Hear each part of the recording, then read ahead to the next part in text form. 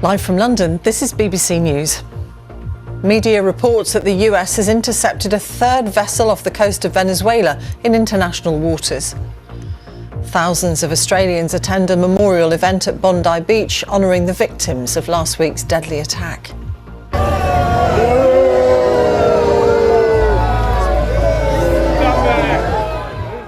The Prime Minister, Anthony Albanese, is booed as he arrives at the memorial. A manhunt is underway in South Africa after gunmen killed 9 people and injured 10 others in a township near Johannesburg. Thousands gather at the prehistoric Stonehenge monument to watch the winter solstice sunrise.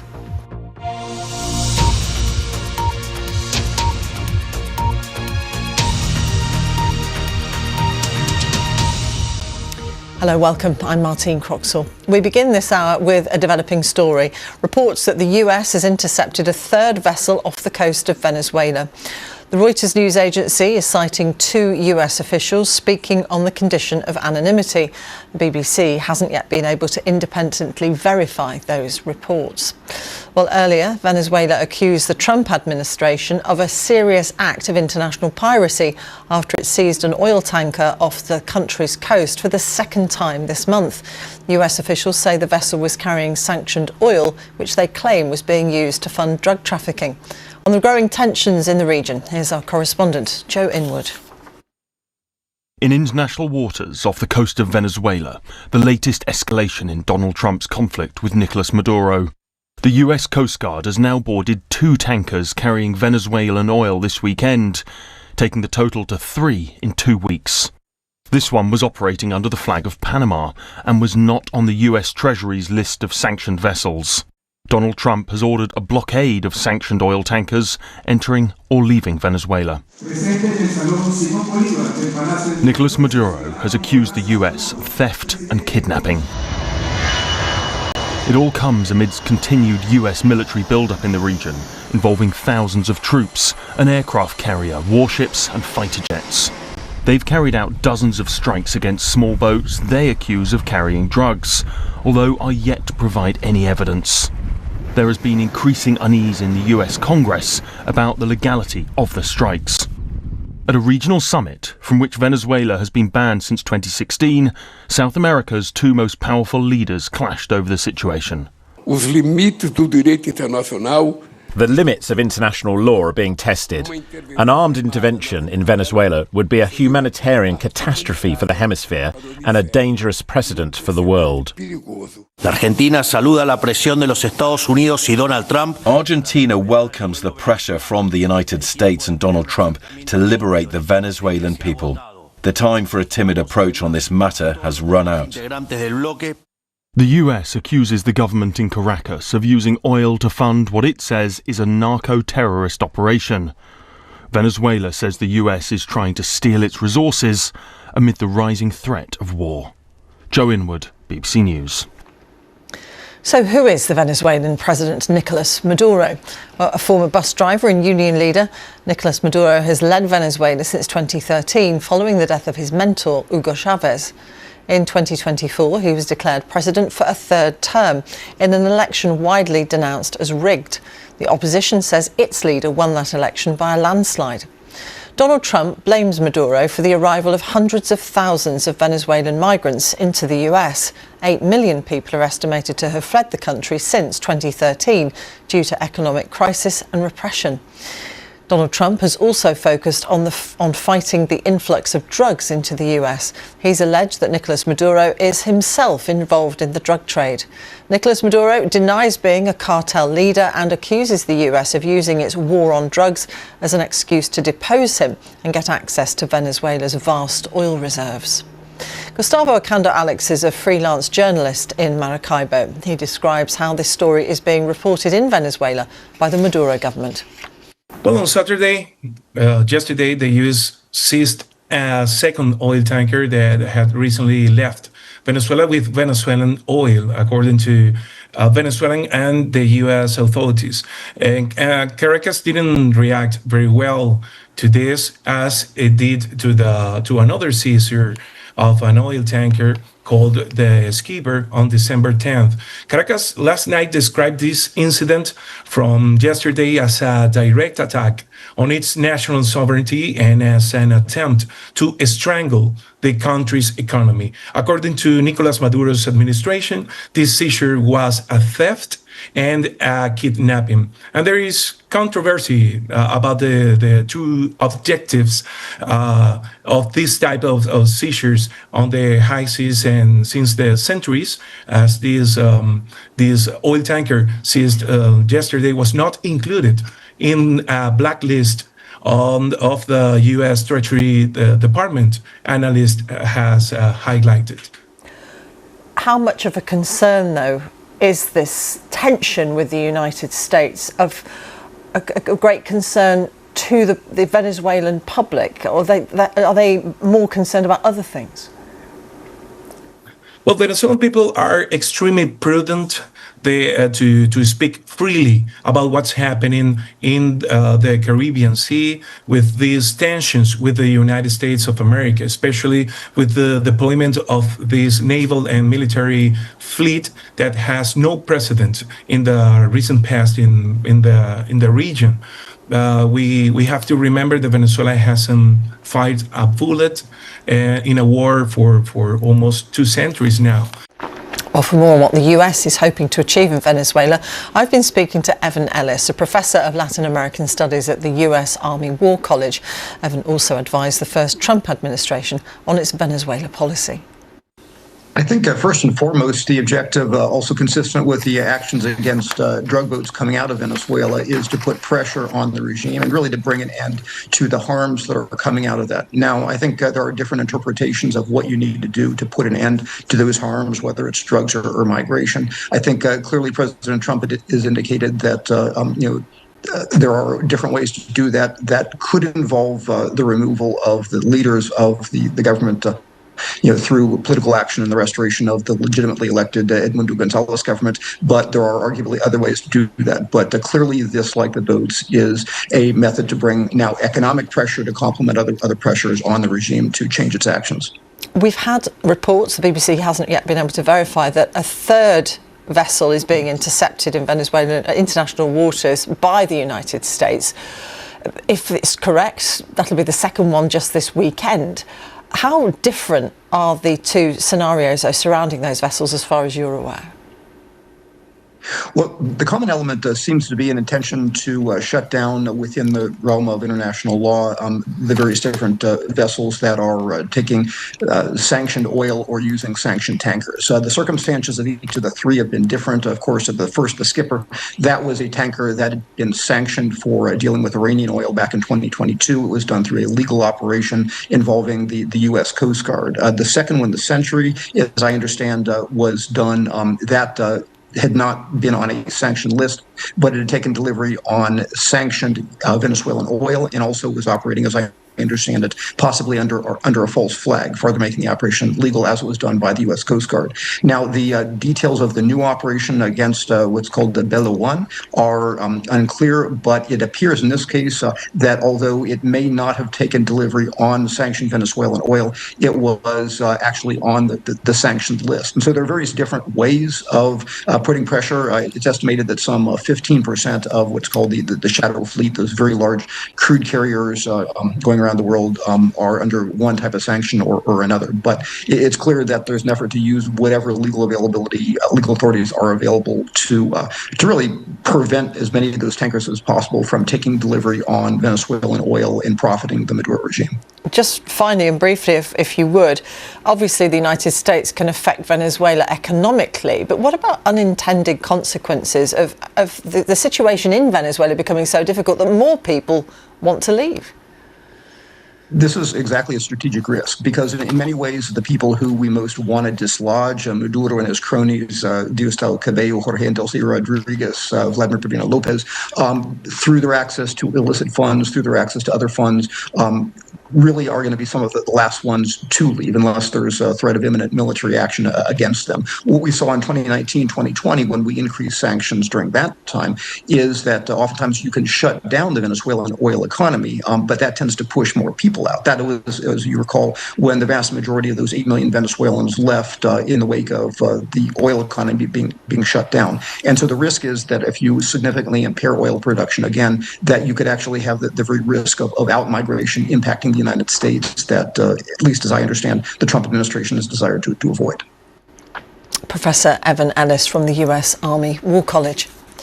The Australian Prime Minister Anthony Albanese has been booed as he attended a ceremony in Sydney to remember the 15 people who were killed in the Bondi Beach shooting a week ago. Earlier, Mr Albanese ordered a review into the police and intelligence services. Our Australia correspondent Katie Watson was at the ceremony and sent this report.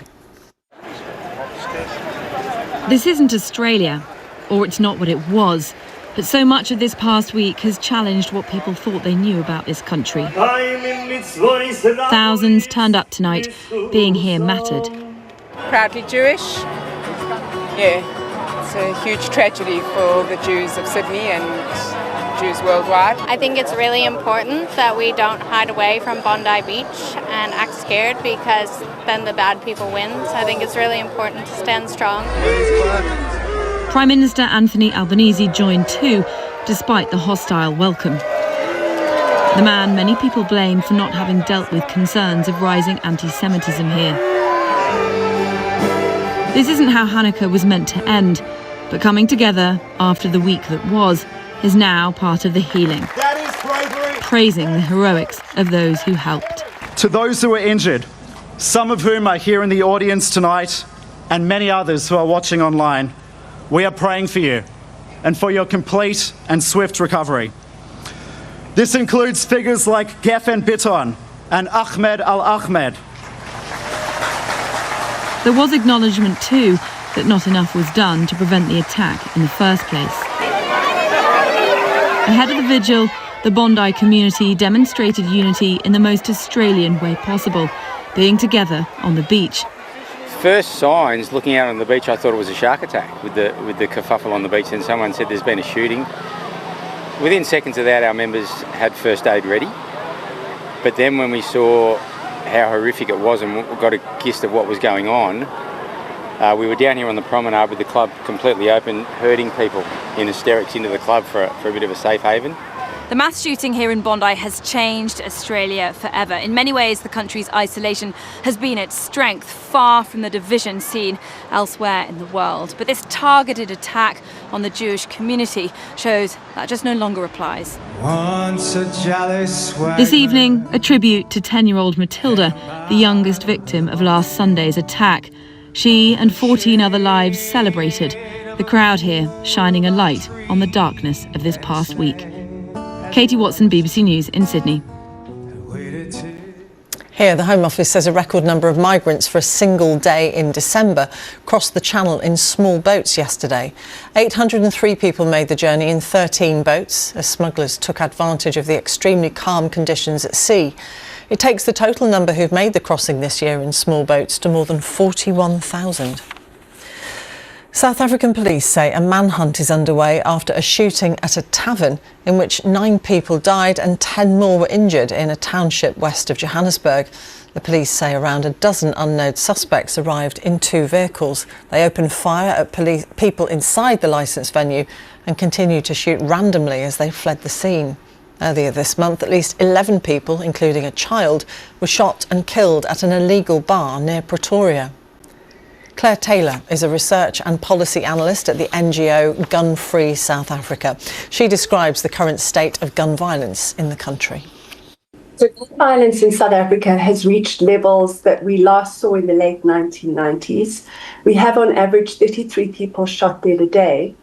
And certainly since 2020, particularly since COVID restrictions were eased, we've seen a significant increase in mass shootings in which 4 or more people are shot and either killed or injured. So it's a huge problem in South Africa. There are moves by our government to tighten the Firearms Control Act.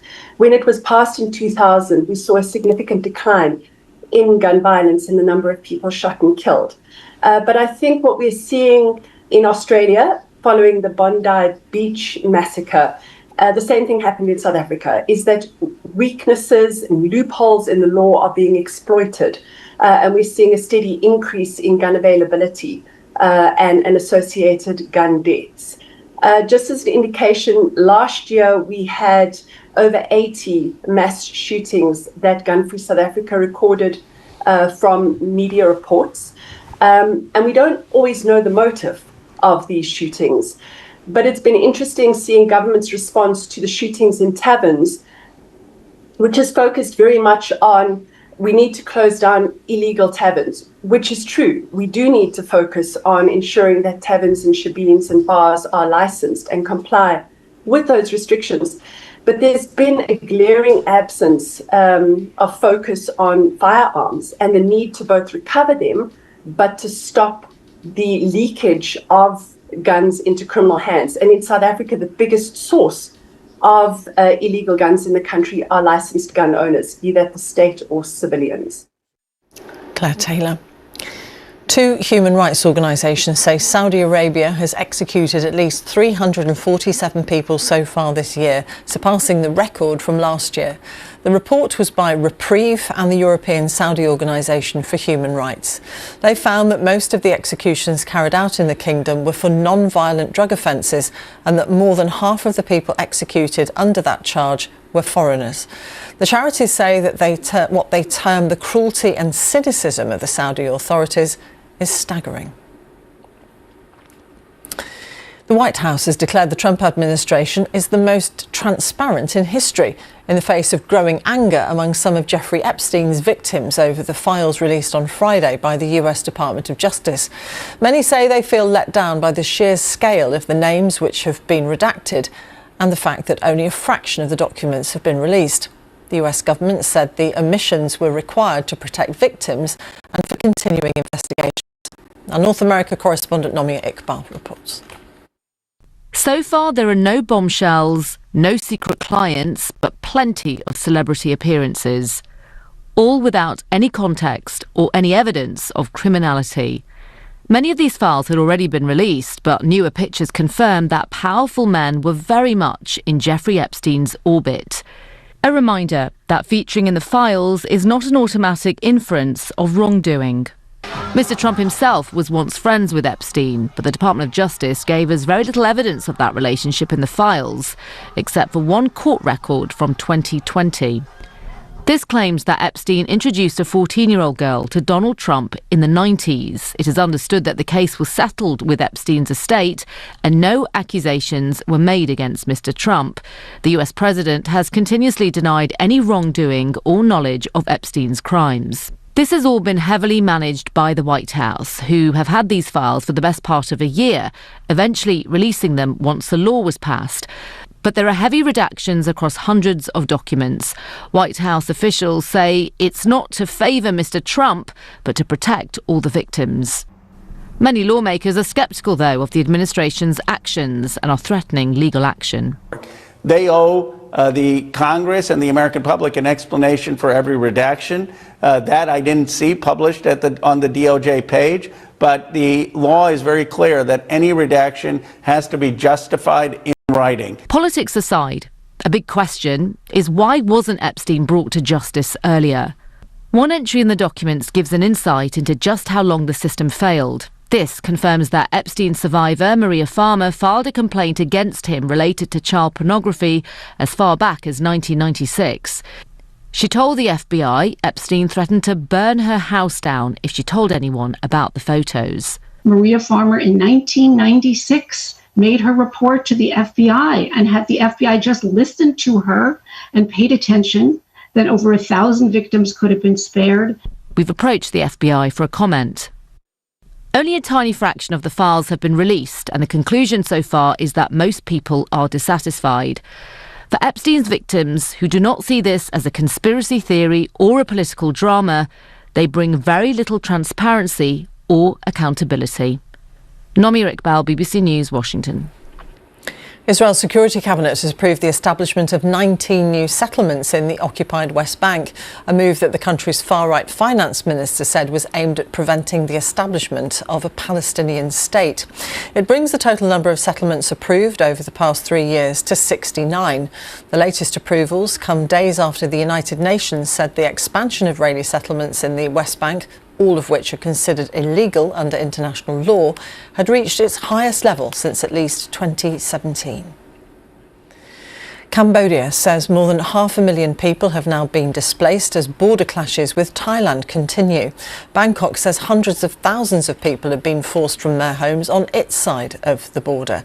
Both sides have blamed each other for starting this month's fighting, in which dozens of people have died. With this is our global affairs reporter Anbrasan Etirajan. So many people feeling the need to leave their homes. Where are they going? People are fleeing their villages and they're going to government-approved shelters in some places, whereas they are staying with their relatives, and also in some stadiums or in racetracks and open fields wherever they can. What we have seen in the last 2 weeks is that there is no let-up in the fighting.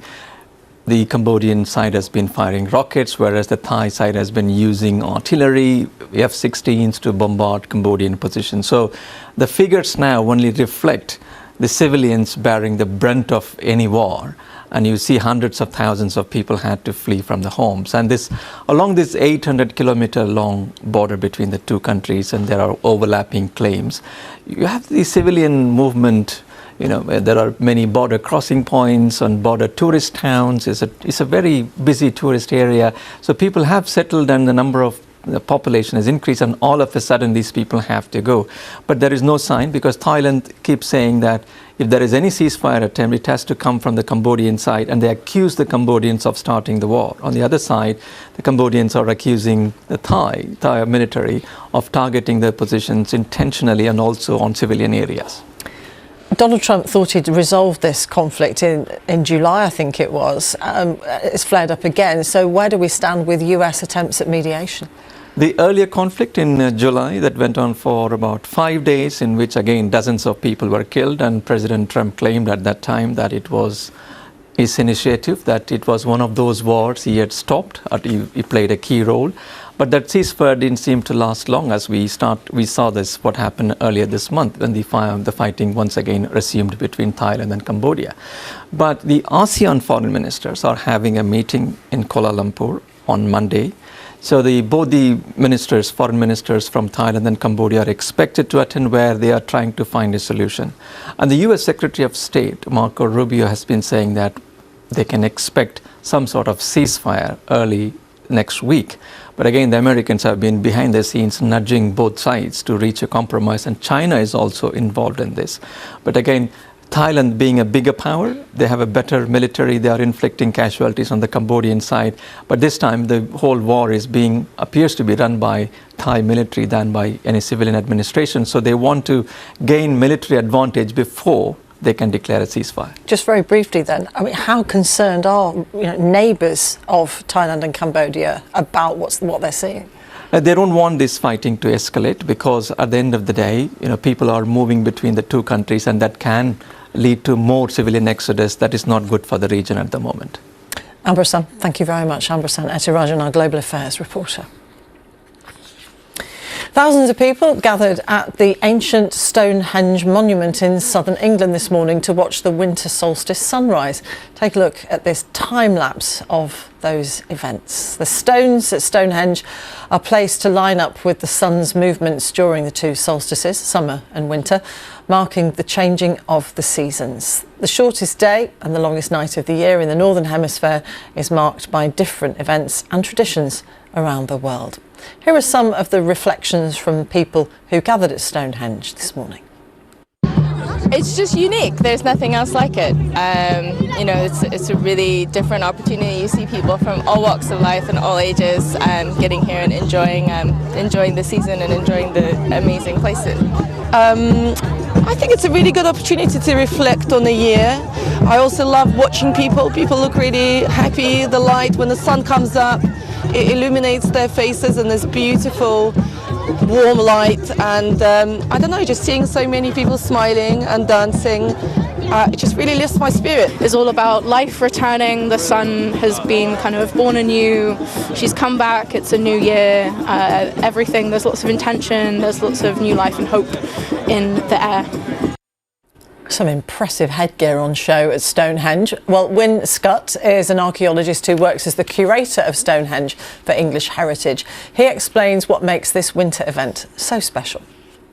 There are people who come and sing, there are people who come here and do rituals, people doing drumming, but many other sorts of people who are just here for the curiosity and to get that connection with the ground and with this extraordinary place. I mean, we're lucky today. It's actually a very gentle breeze and it's sunny, but you know, it is the middle of winter and people actually make a bit of a sacrifice, I think, to get up so early. You know, most of these people have probably got up at about 3 o'clock this morning just to make it here. So they made the effort, and it really is magical. It's a bit like celebrating Christmas. It's something special you do in the year.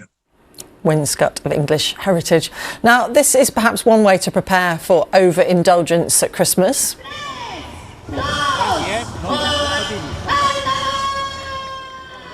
Thousands of runners dressed as Father Christmas have taken part in a 5-kilometre charity race along the Barcelona coastline. They were accompanied by 800 very speedy elves. These Santa runs have gained in popularity around the world. All need to be in good shape to take part.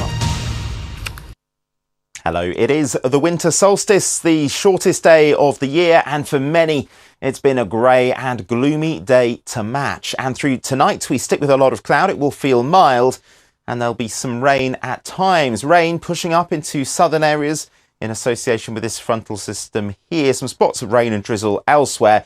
But this zone of somewhat heavier rain will drive its way northwards as we go through the night. The rain quite sporadic, on and off, quite showery in nature, but pushing across England and Wales into Northern Ireland, southern and central Scotland. Quite a lot of mist and murk and low cloud, especially around some of the coasts and over the hills. But temperatures of around 7, 8 or 9 degrees. So a mild start to Monday morning, a wet start across many parts of Scotland. Some rain drifting across Northern Ireland.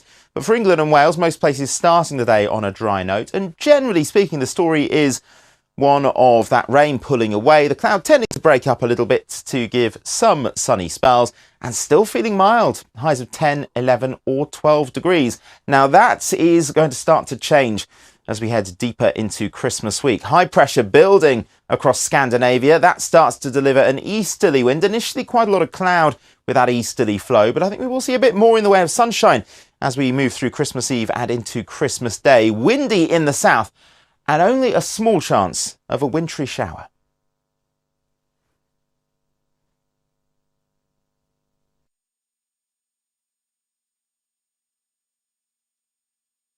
Australians are in shock after the worst mass shooting in nearly 3 decades. The Prime Minister has promised to tighten gun laws, but the Jewish community here says much more needs to be done to tackle a rise in anti-Semitism. For more, join me, Katie Watson, on BBC News. I'm in Malaysian Borneo, my family's homeland, tasting a tropical bounty of indigenous ingredients and learning how tribal traditions and international influences are celebrated in this region's cuisine. Join me, Nick Queck, for Discovering the World's Table on BBC News. Join me at the Royal Palace in Stockholm with this year's Nobel laureates. We'll be discussing economic growth through innovation, how constructions of molecules can save the planet, keeping our immune system in check, and how quantum mechanics can help explain the physical world. That's Nobel Minds on BBC News. Little bit of onion. Thanks so much. It smells fantastic. It's feeding time at the Liberty Sanctuary. Sometimes I don't know where to find all this food. Sometimes in the evening I pray, what shall I give tomorrow?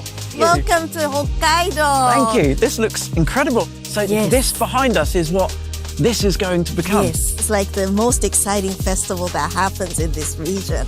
Here in the Maldives, sandbanks like this appear and disappear. They constantly change size and shape according to the seasons and the ocean's forces. Inspiring travel. Watch now on iPlayer. The audience is the unique ingredient of Question Time. We're both teachers. We love a debate, don't we? Yeah. You go to different parts of the country. I literally live about 3 minutes down the road. I play for the local brass band. It's a great formula. There's nothing else like it. Still nice to be able to say something that's really important to me. It gives me the chance to actually take politicians to account. Bringing power to the people. Question Time. Watch on BBC iPlayer.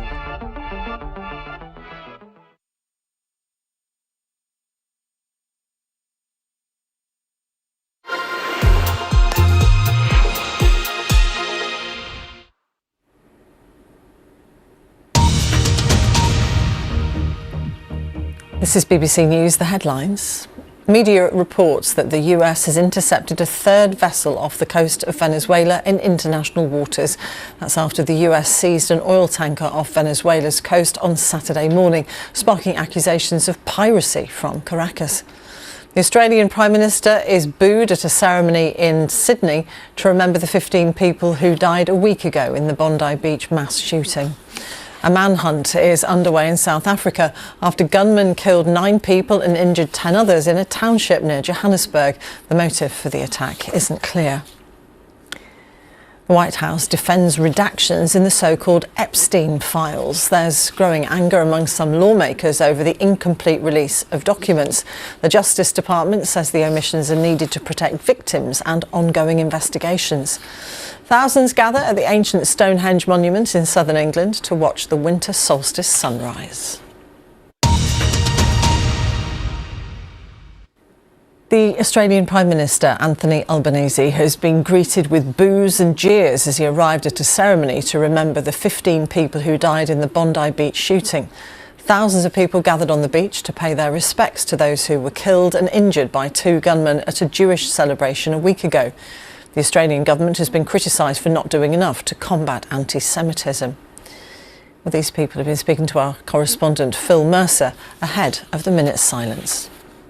Oh, we used to live here and our friends live here, and it's a really emotional day for all of us, and my flowers are really special. Yeah, so I thought that'd be nice if we all brought some down. What is the significance of this day of reflection? Peace. Our country is always built on diversity, and we don't want terrorism, and we all accept everybody. Unfortunately, it didn't happen last weekend. And how do you assess the mood here? Do you think there's one of unity or division and fear? Oh, definitely unity and very emotional. Yes, yeah, coming together. Very important. Why have you come down today, Catherine? Because my friends live at Bondi. I spend a lot of time here. Yeah. And how's the last week been since the awful events of 7 days ago? Pretty sombre, but I think lots of people have connected together and realised that there's not that much difference between people, so hopeful as well. What really stands out for you, Catherine, in terms of what's happened in the past week? Just the people coming together, like all around Sydney, and particularly around Bondi. Yeah. One final question, and what does it mean for you and your friends to come down here with beautiful flowers, to have that moment of reflection that this day is intended for finally? It's just like a mark of respect and honouring, and that, an offering of how we're feeling. The Australian government has announced a gun buyback scheme, the largest since the Port Arthur massacre in 1996, in which 35 people died, and prompted Australia to introduce world-leading gun control measures. Jodie Linney-Madeira, a law professor at the Indiana University School of Law, gave us her analysis of the success of that scheme. There's mixed evidence. So there is about 3 or 4 good studies. There's a RAND study, for example, that says, yes, it did. It both reduced suicides and homicides as well as associated gun crimes. And then there are some studies that say mixed or no effect, actually. But I think the RAND study is usually the most credible. And yes, it does say that it did reinforce already declining trends in homicide crimes with firearms and suicides. When you look at the efficacy of gun buyback programs, there's basically some factors that are key, and I think that the new program does have these factors. So, for example, you have to start with a clear objective, and here it's already removing certain firearms off the streets. For example, firearms using belt-fed magazines, reclassifying straight pull or pump action firearms as prohibited or hard to obtain. In addition, buybacks should be paired with other legislative rules that prevent guns from just being replaced after they're turned in the buyback. And this, again, you see that here. So targeting the right firearms, having realistic incentives based on real market prices for firearms, I do see this as being successful. Professor Jodie Linney-Madeira. 37 years ago today, the deadliest terror attack in British history took place when Pan Am Flight 103 from London to New York exploded over the Scottish town of Lockerbie. Now, a group of amateur radio operators have been speaking for the first time about the vital communications they provided for those responding to the bombing when the emergency services were struggling to communicate with each other. Georgina Hayes explains. Good evening. A Pan-American Boeing 747 airliner flying from London to New York crashed tonight in the Scottish... On the 21st of December 1988, a bomb exploded on a plane flying above the small Scottish town of Lockerbie. 270 people died in total, and it remains the biggest terror attack to have taken place on British soil. But at the time, different emergency services and even different police forces couldn't speak to each other on the radio because they all had their own frequencies. While we were watching it on the news, Tom, our controller, phoned and said, "You lot are on standby for going to Lockerbie." The original 2-metre radio for Lockerbie. That's where Raynet came in. Formed after the East Coast floods in 1953, they're a group of radio amateurs who volunteered with emergency services and had kit that allowed them to communicate with each other wherever they were. We went to Lockerbie Academy, checked in, and that was when we were allocated where we were going. So every search party ended up with a Raynet operator. There was no mobile phones again at that time. Very few folk had communications. But after that, I was out with the search and rescue dogs. There was a couple of military guys with us, there was police. There were bodies to be retrieved. I was out and about across the fields, and because it was on like a hill, as I walked down the side, I turned round about and there was a passenger still sitting in his seat. You know, finding somebody and knowing that there was nothing you could do to help him. You're a volunteer, so you certainly weren't, expecting to see what you seen at Lockerbie. I've never been back, because as I say, it does bring up memories. 37 years later, William's returning to Lockerbie for the first time. He and the others want to pay their respects. So on day one, we were nose going. Yeah. We would cross the field one way, then cross another. It wasn't just that bodies we were looking for, any evidence at all that we could find. Our Raynet control, which is Sector E.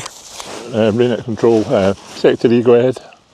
If we were out in the field, the police themselves couldn't get back to Lockerbie with their handsets. So we took all the messages and it was sent back, relayed back to the control at Lockerbie. We came across one of the baggage carts, and then they knew instantly from that it was definitely a bomb. I was asked to radio in at the time that they'd found evidence that it was a bomb, but obviously with the press listening on their scanners, that information would have been on the telly before we even got back, so we changed it to an urgent pickup. Right there was the nose cone.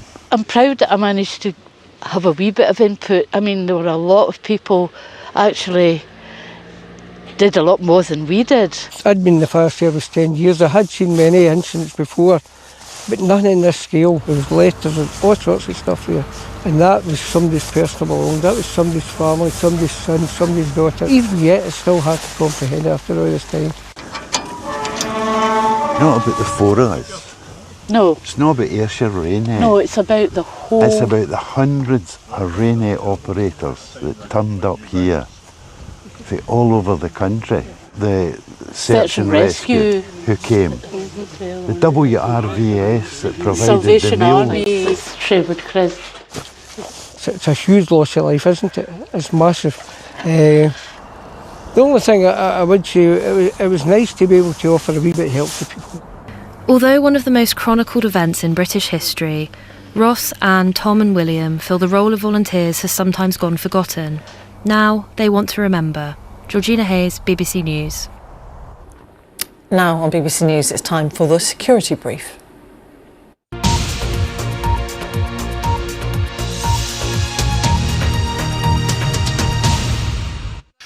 European leaders agree a €90 billion loan for Ukraine to cover costs until 2027. But how is that amount of money used to buy military hardware? And how does Ukraine fill the gaps? We'll bring you new and exclusive footage of how Ukraine is already adapting with limited resources. And if war is coming to Europe, how can we learn from those tactics being used? Stay with us as we break it down. This is the Security Brief.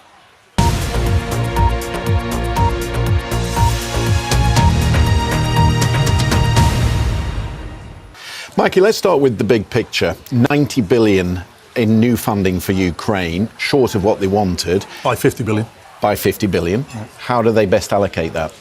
I think the important thing to note here is it's not specific to defence. It will cover a significant amount of defence capability requirement, but it's also got to cover things like the economic pressure that Putin is placing Ukraine under. So targeting energy infrastructure, civilian populations, and also, you know, the humanitarian component is really important as well. So I think in terms of how far that 90 billion's got to go, it's considerable. Spread thin. Yeah. Let's presume that the bulk of it will go on defence spending. What does 90 billion euros buy you?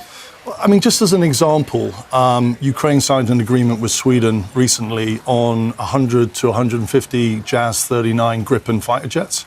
Now, they come in at around 30 to 60 million a pop for one. So if you take sort of the average of that at 45 million and you multiply that by 150, that's bringing you up to sort of 7 billion, which is a big chunk of money out of that 90 billion. And that's just for those jets alone.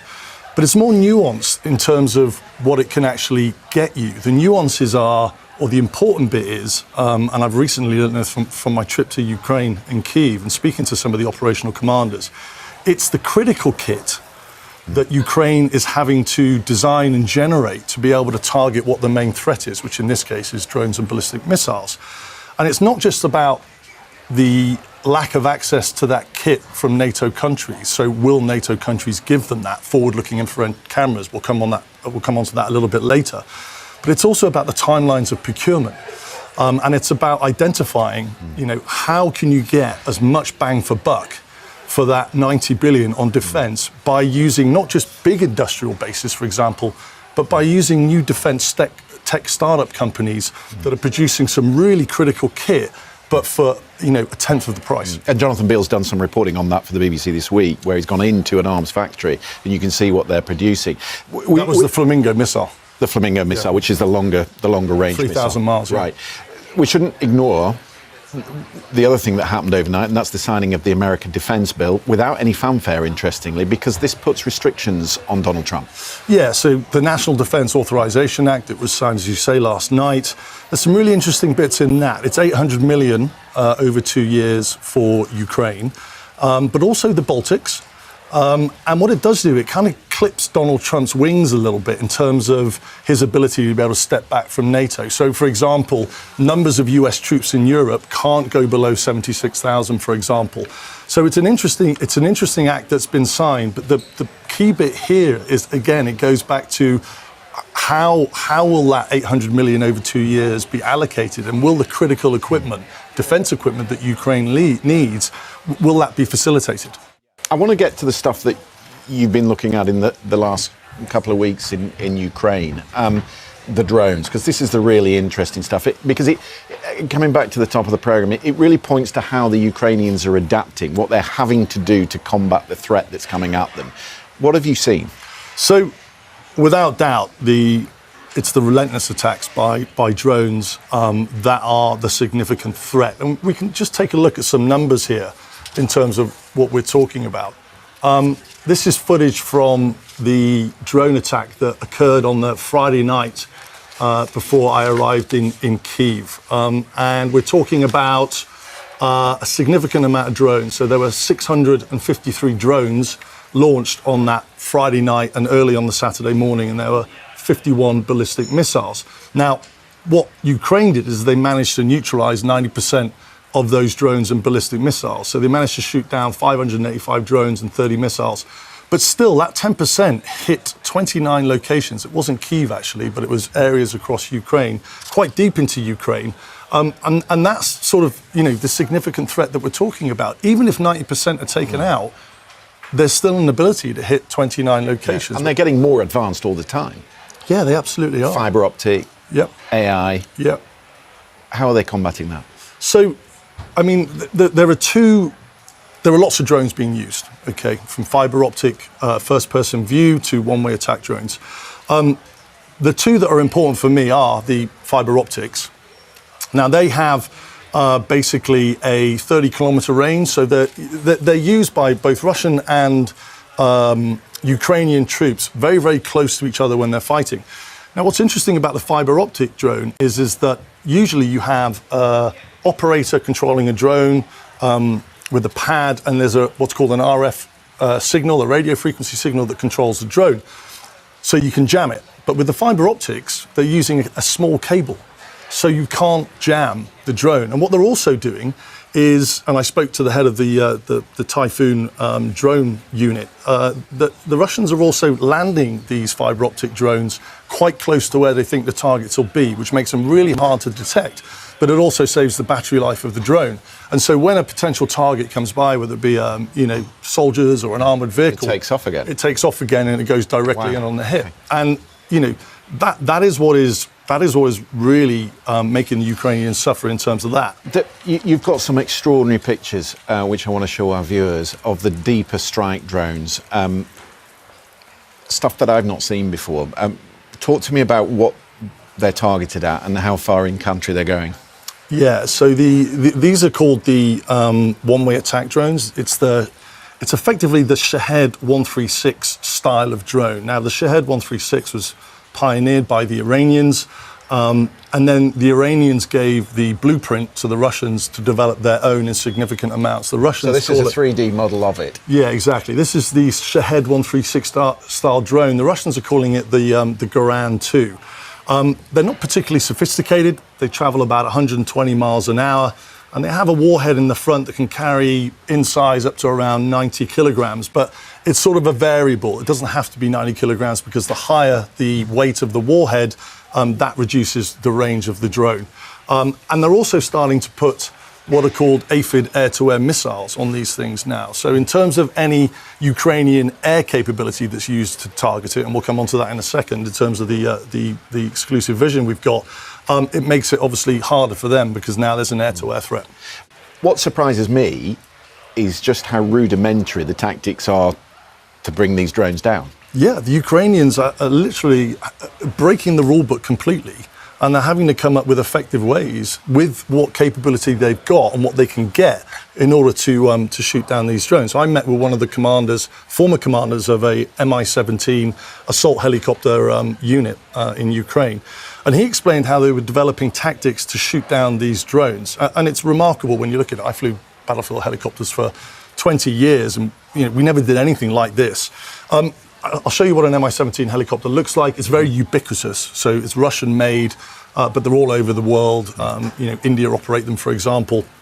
And he provided some remarkable vision. And I want to take you through the steps on this in terms of going from easy to hard in terms of shooting them down. So I think we can take a look at some footage. This was provided to me by the Mi-17 commander. This basically shows a door gunner out the side of an Mi-17 targeting a drone. Now, you can clearly see the drone there because there's snow on the ground. Right. But in summer, for example... So it's set against a white background. Right, so it's easier to see.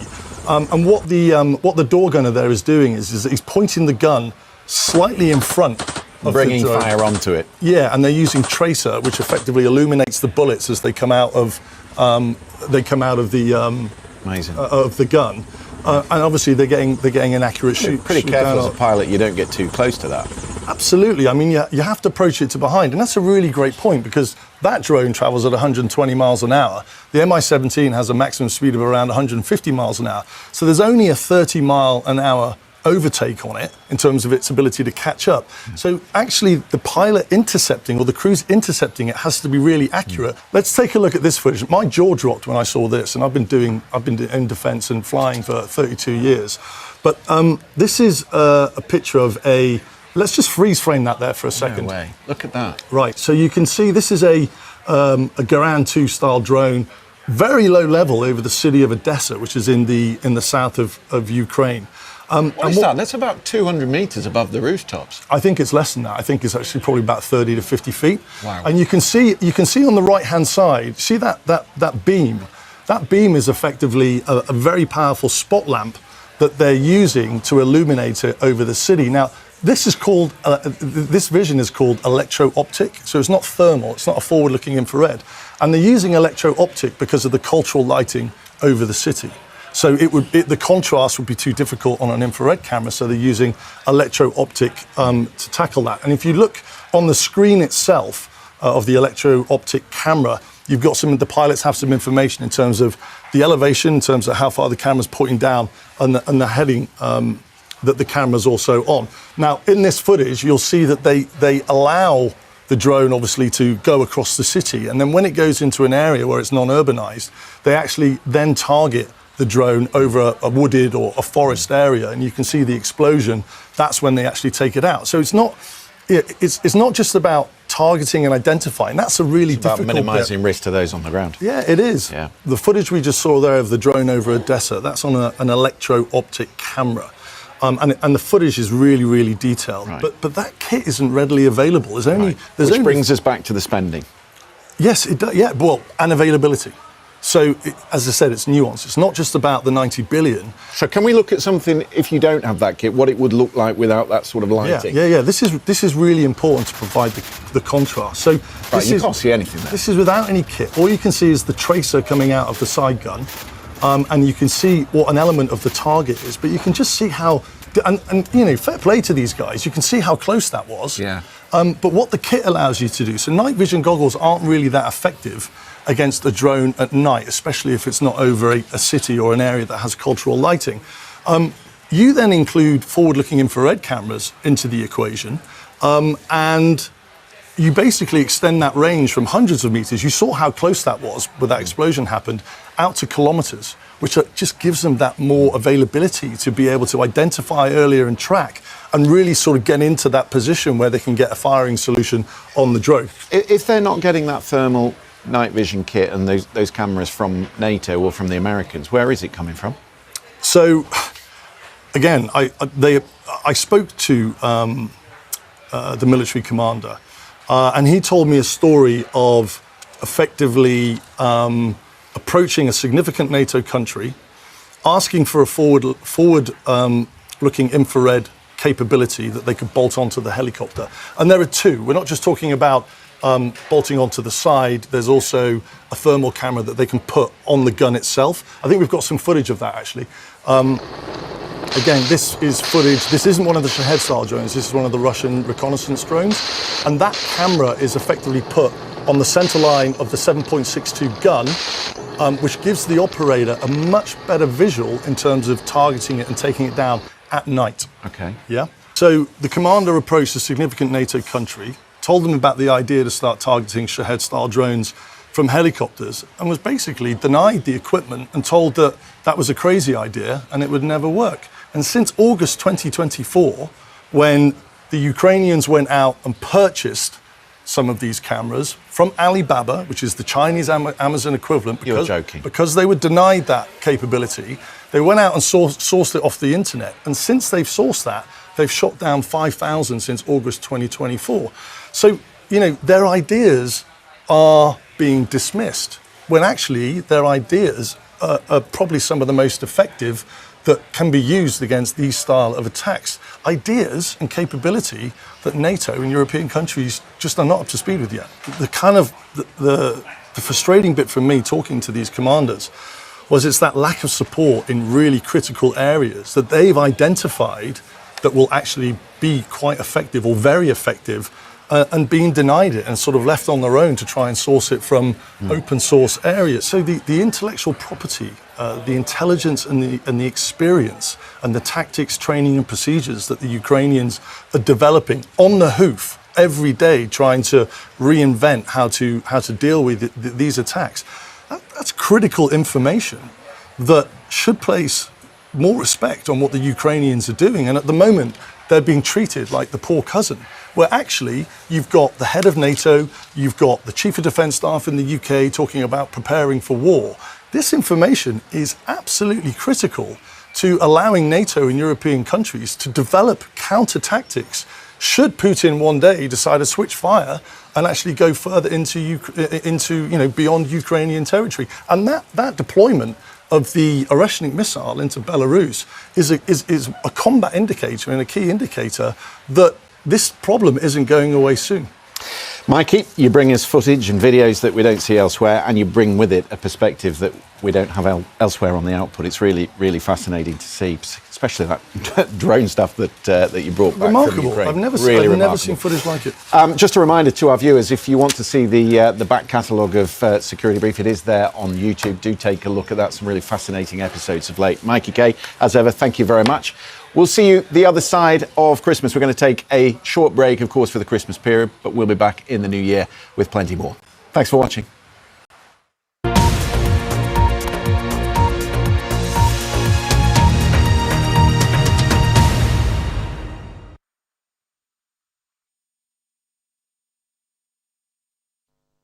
Hello, it is the winter solstice, the shortest day of the year, and for many it's been a grey and gloomy day to match. And through tonight we stick with a lot of cloud. It will feel mild and there'll be some rain at times. Rain pushing up into southern areas in association with this frontal system here. Some spots of rain and drizzle elsewhere. But this zone of somewhat heavier rain will drive its way northwards as we go through the night. The rain quite sporadic, on and off, quite showery in nature, but pushing across England and Wales into Northern Ireland, southern and central Scotland. Quite a lot of mist and murk and low cloud, especially around some of the coasts and over the hills. But temperatures of around 7, 8 or 9 degrees. So a mild start to Monday morning, a wet start across many parts of Scotland. Some rain drifting across Northern Ireland. But for England and Wales, most places starting the day on a dry note. And generally speaking, the story is one of that rain pulling away, the cloud tending to break up a little bit to give some sunny spells, and still feeling mild, highs of 10, 11 or 12 degrees. Now that is going to start to change as we head deeper into Christmas week. High pressure building across Scandinavia. That starts to deliver an easterly wind. Initially quite a lot of cloud with that easterly flow, but I think we will see a bit more in the way of sunshine as we move through Christmas Eve and into Christmas Day. Windy in the south and only a small chance of a wintry shower.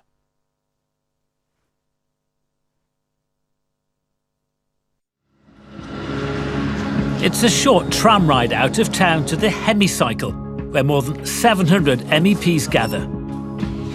So here we have the plenary. This is where all members of the Parliament sit. You can see it's being refurbished as we speak. This is where EU laws are passed. And so members of this Parliament have a vote on EU laws, and so they have power. It means that it's quite an attractive place for people to try and influence things. But this is where Gil would have been seated, and including when he made 2 speeches in 2018, 2019, that we now know he was bribed to give. And there's a tantalising paper trail to the man accused of bribing him. These are details from the Parliament's own website detailing Nathan Gill's trips in 2018.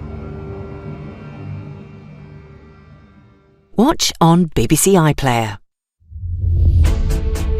This programme asks plain questions with the help of the unrivalled range of BBC journalists right across the world.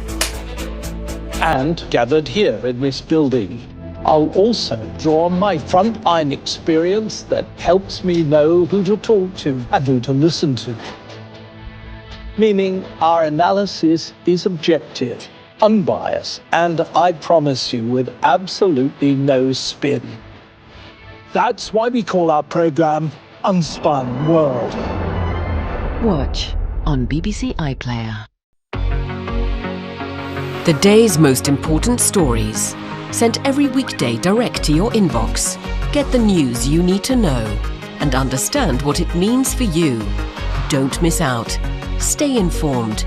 Go to bbc.co.uk/newsdaily and sign up now.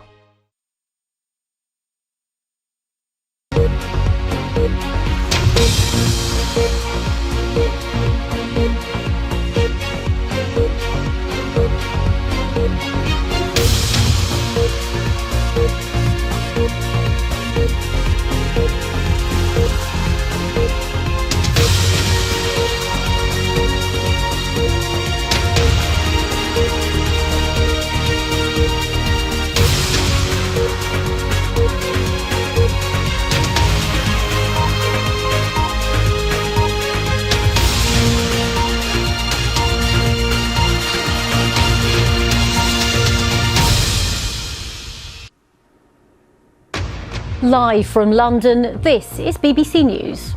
Reports that the US has seized a third vessel off the coast of Venezuela are being investigated. Israel's Security Cabinet approves 19 new settlements in the occupied West Bank. Thousands of Australians attend a memorial event at Bondi Beach, honouring the victims of last week's deadly attack there.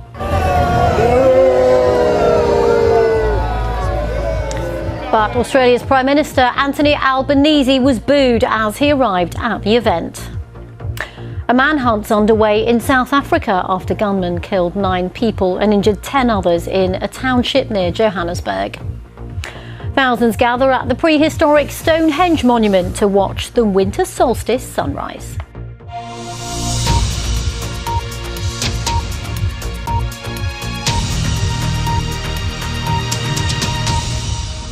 Hello, I'm Regina Vaidyanathan. Welcome to this hour on BBC News. Reports that another oil tanker has been seized off the coast of Venezuela are being investigated.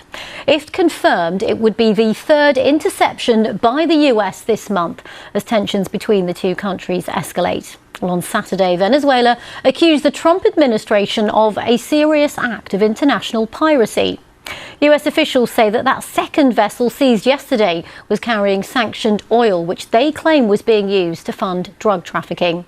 On the growing tensions in the region, here's our correspondent Joe Winwood. In international waters off the coast of Venezuela, the latest escalation in Donald Trump's conflict with Nicolas Maduro. The US Coast Guard has now boarded 2 tankers carrying Venezuelan oil this weekend, taking the total to 3 in 2 weeks. This one was operating under the flag of Panama and was not on the US Treasury's list of sanctioned vessels. Donald Trump has ordered a blockade of sanctioned oil tankers entering or leaving Venezuela. Nicolas Maduro has accused the US of theft and kidnapping. It all comes amidst continued US military build-up in the region, involving thousands of troops, an aircraft carrier, warships and fighter jets. They've carried out dozens of strikes against small boats they accuse of carrying drugs, although are yet to provide any evidence. There has been increasing unease in the US Congress about the legality of the strikes. At a regional summit, from which Venezuela has been banned since 2016, South America's 2 most powerful leaders clashed over the situation. Os limites do direito internacional. The limits of international law are being tested. An armed intervention in Venezuela would be a humanitarian catastrophe for the hemisphere and a dangerous precedent for the world. Argentina saluda la presión de los Estados Unidos y Donald Trump. Argentina welcomes the pressure from the United States and Donald Trump to liberate the Venezuelan people. The time for a timid approach on this matter has run out. The US accuses the government in Caracas of using oil to fund what it says is a narco-terrorist operation. Venezuela says the US is trying to steal its resources amid the rising threat of war. Joe Inwood, BBC News.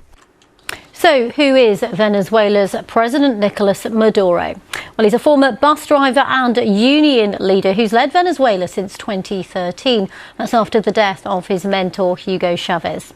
In 2024, he was declared president for a third term in an election widely denounced as rigged. The opposition says its leader won that election by a landslide. Well, President Trump blames Maduro for the arrival of hundreds of thousands of Venezuelan migrants into the US. 8 million people are estimated to have fled the country since 2013 due to an economic crisis and repression there. Well, Mr. Trump's also focused on fighting the influx of drugs into the US. He accuses Mr. Maduro himself of being involved in the drug trade. Well, Mr. Maduro, of course, denies being a cartel leader and accuses America of using its war on drugs as an excuse to depose him to get access to Venezuela's vast oil reserves. Well, let's get more on all of that by speaking now to Stephen Rabe. He's the Emeritus Professor of History at the University of Texas at Dallas and, crucially, an expert in US-Venezuela relations. Welcome to BBC News. So, firstly, we're hearing these reports, they're not yet confirmed, of a third tanker being seized. What do you make of this latest escalation that we've seen in the last few days? Well, I would say that it's a continuation of a policy of trying to intimidate the Maduro regime, and then hopefully that Maduro would just leave and that there would not be a military confrontation. It's a policy that the Trump administration has been pursuing for several months now. President Trump obviously wants to depose Mr. Maduro, but what are the odds of that actually happening? Again, I'm an historian and I can't predict, but it seems to me rather difficult to imagine that Maduro would just simply run away. Where would he go? And what would happen to all of the infrastructure, the corrupt infrastructure that he has created over the last 12 years? So it's not merely a question of Maduro, it's also all the people that support him. Now, again, by taking the oil, hopefully, I think the Trump administration believes it would strangle the Venezuelan economy. But the Venezuelan economy has been in bad shape for a very, very long time. As you mentioned, 8 million people have fled the country. When you look at what we've seen so far from the US, what do you think the strategy is next then? I mean, there'll be viewers watching saying, look, could this end up in all-out war? Well, the strategy is very, very difficult to know. Many legislators of both parties, Republican and Democrat, have been on TV in the United States and have been asked the very same question you just asked, and they all say they don't know. They have not been briefed of what the Trump administration policy is. But it does seem to me that President Trump has broken the old Western maxim, don't draw unless you're ready to shoot. I mean, there's an enormous military armada out in the Caribbean now, and particularly the large aircraft carrier, the U.S. Gerald Ford. What are you going to do now? You've drawn, and you're going to look weak and foolish if you simply remove the naval armada from the Caribbean. I think he's trapped himself. President Trump has trapped himself. And just on that point, just on that point, what is the appetite amongst Americans overall, and indeed members of Congress and the Senate? There is absolutely no appetite in the United States for an invasion of Venezuela. There's absolutely no support, and I think there might be a little bit of support from some Republicans in the House and the Senate, but there would be absolute 100% opposition from the Democrats and a significant number of Republicans. Remember, President Trump was elected twice in the United States, and in both cases he made the point that the United States should not be involved in forever wars. And a good deal of his base is opposed to foreign intervention. So, President Trump is already in deep political trouble. His public approval rating is around 36%. So there simply is no support for this type of operation in the United States. Just very briefly, from your perspective as a historian, are there any recent historical comparisons that we can draw on? Well, one point I'd like to make right away is that the president has announced a blockade. This is a tantamount to war. Again, I think trapping himself. When President Kennedy imposed the reality of a blockade around Cuba in 1962, he called it a quarantine so as to avoid that term. In terms of historical examples, the United States has continually invaded, in the first third of the 20th century, invaded Central American nations. All of them were disasters. And in the Cold War period, there were covert interventions in countries such as Guatemala in 1954 and in Chile between 1970 and 73. And the end result was to lead to military dictatorships. And then years later, the United States apologizes for these interventions. So you'd be very, very hard-pressed to find a positive intervention in the Western Hemisphere. OK, Stephen Raby, thank you very much for sharing your thoughts on what is, of course, a developing story. Thank you for the moment. Thank you. Now, Israel's Security Cabinet has approved the recognition of 19 new settlements in the occupied West Bank, a move that the country's far-right finance minister says was aimed at preventing the establishment of a Palestinian state. While the decision brings the total number of settlements approved over the past 3 years to nearly 70. The latest approvals come just days after the United Nations said that the expansion of Israeli settlements in the West Bank, all of which are considered illegal under international law, had reached the highest level since at least 2017. Well, let's go live to Jerusalem and join my colleague who is there for us, Shaima Khalil. So, Shaima, just tell us more about this.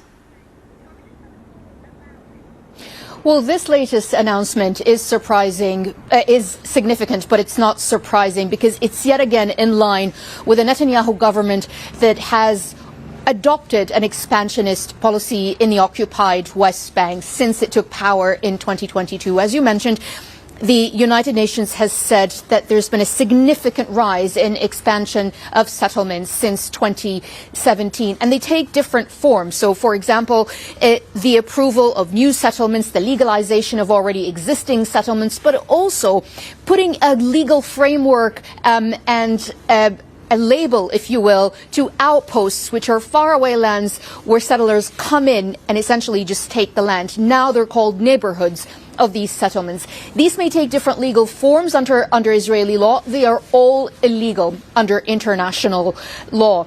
The latest announcement came in a statement by the far-right finance minister, Smotrich, who said that this is aimed to prevent the creation of a Palestinian state, but also mentioned Israeli ancestral rights. 69 settlements is now the number of the approved number of settlements in the past 3 years. The UN, the international community, not surprisingly, are infuriated.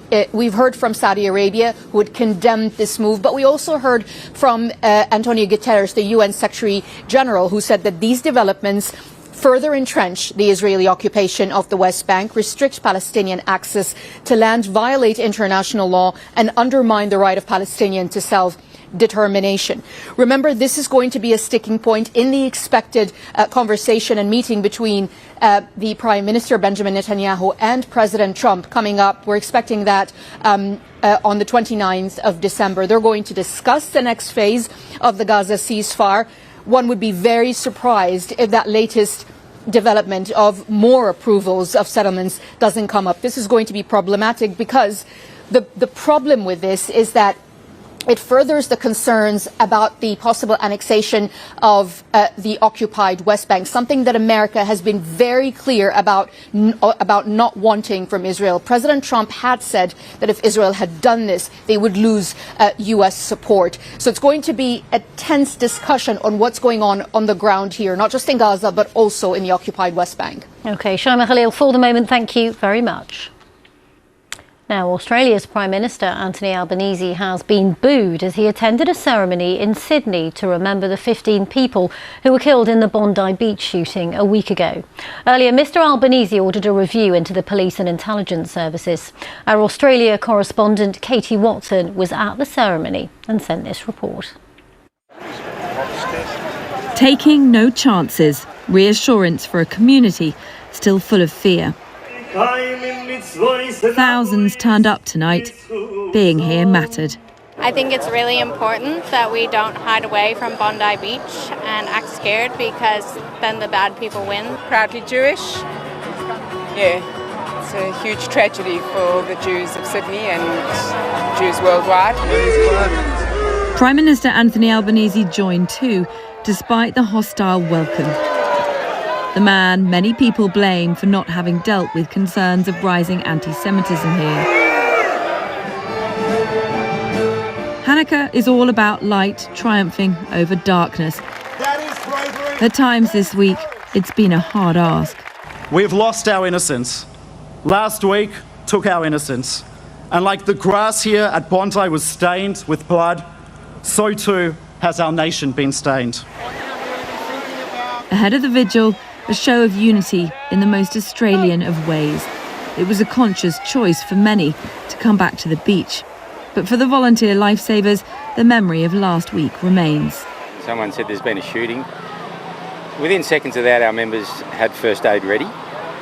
But then when we saw how horrific it was and got a gist of what was going on, we were down here on the promenade with the club completely open, herding people in hysterics into the club. Leaders of all faiths in Bondi have called for people to come together. We're just trying to scramble to care for each other and to hold each other through this time, and we've found that we need prayer. We need unity. You know, in this country, we are proud of saying that united we stand and divided we fall, and divided we just tear each other apart. The mass shooting here in Bondi has changed Australia forever. In many ways, the country's isolation has been its strength, far from the division seen elsewhere in the world. But this targeted attack on the Jewish community shows that just no longer applies. This evening, a tribute to 10-year-old Matilda, the youngest victim of last Sunday's attack. She and 14 other lives celebrated, shining a light on the darkness of this past week. Katie Watson, BBC News in Sydney. Well, the Australian government's announced a gun buyback scheme. It's the largest since the Port Arthur massacre back in 1996, which left 35 people dead. Jodie Liney-Madeira is a professor at the Indiana University School of Law, and she's been sharing her thoughts on the potential success of that new gun control scheme. When you look at the efficacy of gun buyback programs, there's basically some factors that are key. And I think that the new program does have these factors. So, for example, you have to start with a clear objective. And here it's already removing certain firearms off the streets. For example, firearms using belt-fed magazines, reclassifying straight pull or pump action firearms as prohibited or hard to obtain. In addition, buybacks should be paired with other legislative rules that prevent guns from just being replaced after they're turned in the buyback. And this, again, you see that here. So targeting the right firearms, having realistic incentives based on real market prices for firearms, I do see this as being successful. Here in the UK, the Home Office says a record number of people crossed the Channel in small boats yesterday on Saturday, the highest for a single day in December. 803 people made the journey in 13 boats as smugglers took advantage of the extremely calm conditions at sea. It now takes the total number who've made the crossing this year in small boats to more than 41,000. South African police say a manhunt's underway after a shooting at a tavern left 9 people dead and 10 more injured in a township west of Johannesburg. The police say around a dozen unknown suspects arrived in 2 vehicles. They opened fire at people inside the licensed venue and continued to shoot randomly as they fled the scene. Earlier this month, at least 11 people, including a child, were shot and killed at an illegal bar near Pretoria. Well, a witness of the shooting described the scene as heartbreaking. When we arrived at the scene, we opened the doors and scores of people were lying on the floor. We rushed around and others were calling the police, and we also called the ambulance and they arrived.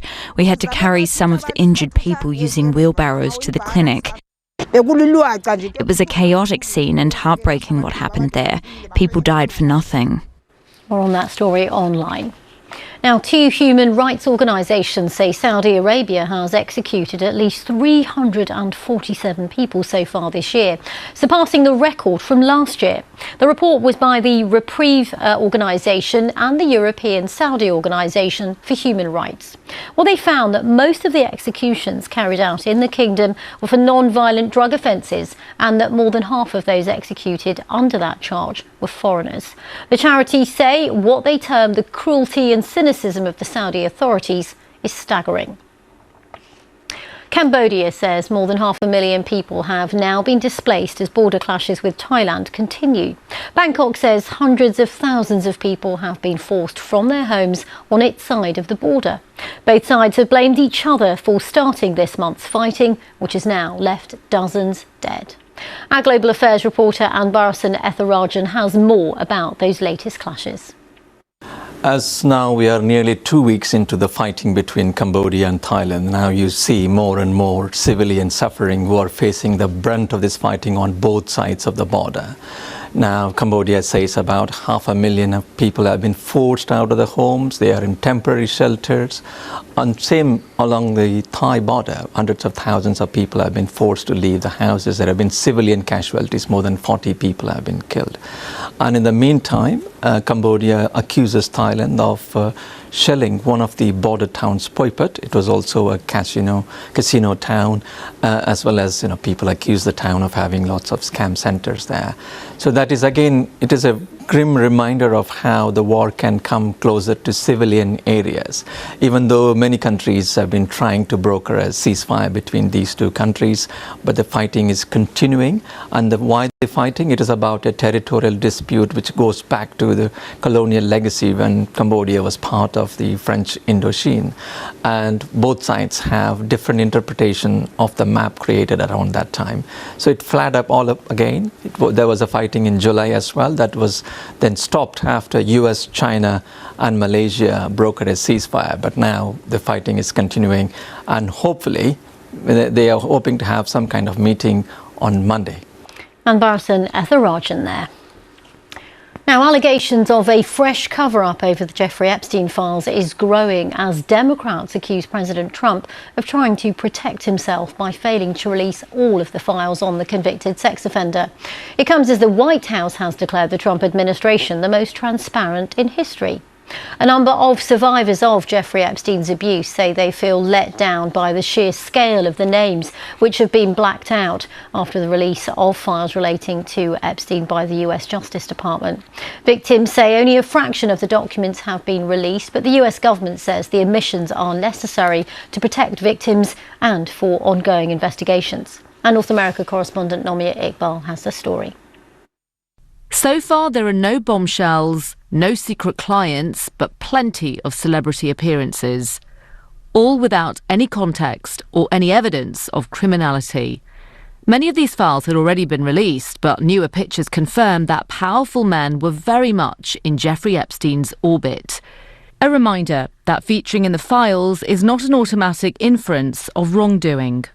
Mr. Trump himself was once friends with Epstein, but the Department of Justice gave us very little evidence of that relationship in the files, except for one court record from 2020. This claims that Epstein introduced a 14-year-old girl to Donald Trump in the 90s. It is understood that the case was settled with Epstein's estate and no accusations were made against Mr. Trump. The US president has continuously denied any wrongdoing or knowledge of Epstein's crimes. This has all been heavily managed by the White House, who have had these files for the best part of a year, eventually releasing them once a law was passed. But there are heavy redactions across hundreds of documents. White House officials say it's not to favour Mr. Trump, but to protect all the victims. Many lawmakers are sceptical, though, of the administration's actions and are threatening legal action. They owe the Congress and the American public an explanation for every redaction. That I didn't see published on the DOJ page, but the law is very clear that any redaction has to be justified in writing. Politics aside, a big question is why wasn't Epstein brought to justice earlier? One entry in the documents gives an insight into just how long the system failed. This confirms that Epstein survivor Maria Farmer filed a complaint against him related to child pornography as far back as 1996. She told the FBI Epstein threatened to burn her house down if she told anyone about the photos. Maria Farmer in 1996 made her report to the FBI, and had the FBI just listened to her and paid attention, then over 1,000 victims could have been spared. We've approached the FBI for a comment. Only a tiny fraction of the files have been released, and the conclusion so far is that most people are dissatisfied. For Epstein's victims, who do not see this as a conspiracy theory or a political drama, They bring very little transparency or accountability. Nomi Iqbal, BBC News, Washington. Thousands of people have gathered at the ancient Stonehenge monument in southern England to watch the winter solstice sunrise. Let's have a look at a time-lapse of the morning's events. Well, the stones at Stonehenge are deliberately placed to line up with the movement of the sun during the two solstices, that's summer and winter, of course, which mark the change of seasons. The shortest day and the longest night of the year in the Northern Hemisphere is marked by different events and traditions around the world. Well, here are some reflections from some of the people who gathered at Stonehenge earlier. It's just unique. There's nothing else like it. You know, it's a really different opportunity. You see people from all walks of life and all ages getting here and enjoying the season and enjoying the amazing places. I think it's a really good opportunity to reflect on the year. I also love watching people. People look really happy. The light, when the sun comes up, it illuminates their faces in this beautiful warm light, and I don't know, just seeing so many people smiling and dancing, it just really lifts my spirit. It's all about life returning. The sun has been kind of born anew. She's come back. It's a new year. Everything, there's lots of intention. There's lots of new life and hope in the air. I need to get her headgear, don't I? Well, Wyn Scott is an archaeologist who works as the curator of Stonehenge for English Heritage. She explained what makes this winter event so special. There are people who come and sing, there are people who come here and do rituals, people doing drumming, but many other sorts of people who are just here for the curiosity and to get that connection with the ground and with this extraordinary place. I mean, we're lucky today. It's actually a very gentle breeze and it's sunny, but you know, it is the middle of winter and people actually make a bit of a sacrifice, I think, to get up so early. You know, most of these people have probably got up at about 3 o'clock this morning just to make it here. So they made the effort, and it really is magical. It's a bit like celebrating Christmas. It's something special you do in the year. Really a special Wyn Scott there. Now, this is one way to prepare for overindulgence across Christmas. Thousands of runners dressed as Father Christmas, along with some speedy elves, have taken part in a charity 5K race along Barcelona's coastline. The real Santa needs to be in shape, of course, for the job facing him over the next few days. We'll leave you with those pictures. You're watching BBC News. Hello, it is the winter solstice, the shortest day of the year, and for many it's been a grey and gloomy day to match. And through tonight we stick with a lot of cloud. It will feel mild and there'll be some rain at times. Rain pushing up into southern areas in association with this frontal system here. Some spots of rain and drizzle elsewhere. But this zone of somewhat heavier rain will drive its way northwards as we go through the night. The rain quite sporadic, on and off, quite showery in nature, but pushing across England and Wales into Northern Ireland, southern and central Scotland. Quite a lot of mist and murk and low cloud, especially around some of the coasts and over the hills. But temperatures of around 7, 8 or 9 degrees. So a mild start to Monday morning, a wet start across many parts of Scotland. Some rain drifting across Northern Ireland. But for England and Wales, most places starting the day on a dry note. And generally speaking, the story is one of that rain pulling away, the cloud tending to break up a little bit to give some sunny spells, and still feeling mild, highs of 10, 11 or 12 degrees. Now that is going to start to change as we head deeper into Christmas week. High pressure building across Scandinavia. That starts to deliver an easterly wind. Initially quite a lot of cloud with that easterly flow, but I think we will see a bit more in the way of sunshine as we move through Christmas Eve and into Christmas Day. Windy in the south and only a small chance of a wintry shower.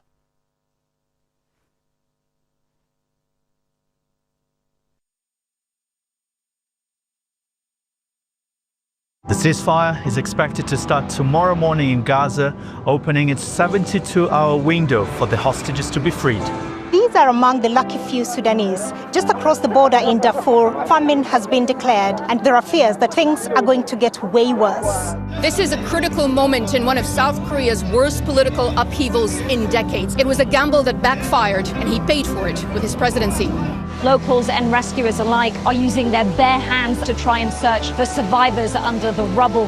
That's where the plane crashed, and literally there's a row of buildings, about 5 or 6, that have been completely charred.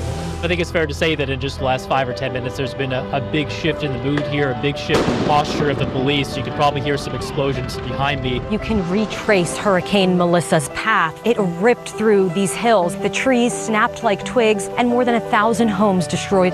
In war, towns are lost and won and lost again. Donbass is now firmly on the negotiating table. So for the people who've lived here for generations, these may be permanent goodbyes. So if I very quickly take my mask off, the air is absolutely thick with smoke. They're having to stand and watch these properties burn. It is a losing battle. The return of the Lionesses. Here at home, thousands of people lining up and down the Mall. And it's no exaggeration to say that this team means the world to them. We're seeing scenes of destruction like this one across Mandalay, and the reality on the ground is there just aren't enough pairs of hands to dig through the rubble. He's been firing rubber bullets at the direction of the crowd, and it shows you just how volatile the situation is. The scale of damage in Black River is breathtaking. Home after home completely obliterated. Virtually none of them have roofs. It's going to take people here many, many months to recover. Thousands of people have come here to the centre of Seoul this evening. They have come to celebrate the newly elected president, Lee Jae-myung. Given the scale of the attacks we've seen over the past 48 hours, it doesn't feel like we're in ceasefire territory. There, when the story breaks, BBC News.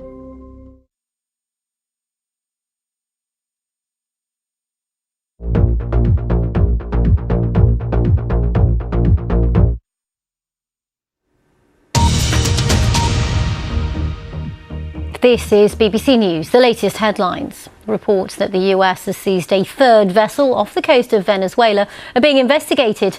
If confirmed, it would be the second such operation this weekend. Venezuela's accused the US of international piracy, but the Trump administration says the vessels are carrying sanctioned oil. Israel's Security Cabinet has approved 19 new settlements in the occupied West Bank. The far-right finance minister says the move is aimed at blocking the establishment of a Palestinian state. Australia's Prime Minister's booed at a ceremony in Sydney to remember the 15 people who died a week ago in the Bondi Beach mass shooting. A manhunt's underway in South Africa after gunmen killed 9 people and injured 10 others in a township near Johannesburg. The motive for this attack is unclear. And thousands gathered at the ancient Stonehenge monument in southern England to watch the winter solstice sunrise.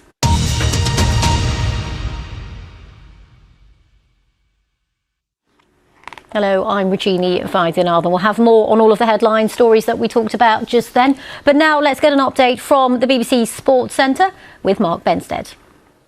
Thank you, Regina. Yes, hello, welcome along. Plenty to get through, but let's start with cricket. After Australia retained the Ashes, victory in the third test in Adelaide gave them an unassailable 3-0 lead. England coming up short in the run chase, needing 435 to win, and coming up short in the series. Patrick Geary reflects on disappointment down under. There's the edge, and there is the Ashes retained. This time was supposed to be different. This time England was supposed to compete. But their great Australian examination has been failed in 3 tests inside 11 days. When you come up against a team like Australia in their conditions who just execute over and over and over again, you know, when you can look back on the first 3 games and know that's sort of definitely where we've not been good enough. They went down swinging. Jamie Smith playing the kind of fearless cricket that has at times worked wonders for England. For a while, they even dreamt of a world record run chase. But here comes the downside. 1 shot too many. Oh, but he's out. 1 risk too many. Should England have adapted earlier? Should they have prepared for the series differently? The inquiries begin.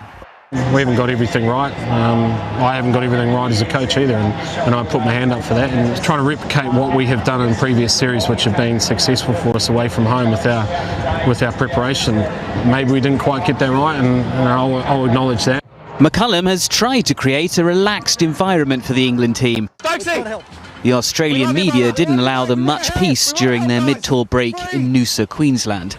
Do you want me to do your back? No, you could. There has been much local mockery of the attacking playing style inspired by McCullum, known as Bazball, a philosophy which England may already be retreating from.